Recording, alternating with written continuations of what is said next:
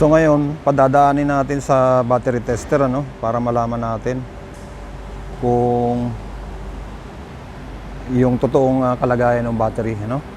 So teka, ilagay natin yung huling number ano. 0409. Okay.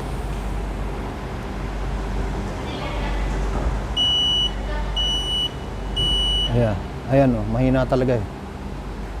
Na-reading niya replace battery. Okay? So print na natin.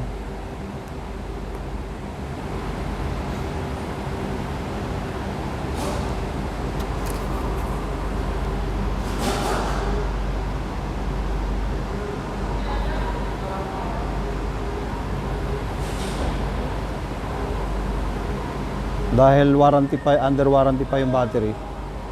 So kailangan ng record ano. So ayan. Kitang-kita ngayon. Nilagay pa natin yan sa 470 ano na rated. Ni-rated natin yung pag test niya no.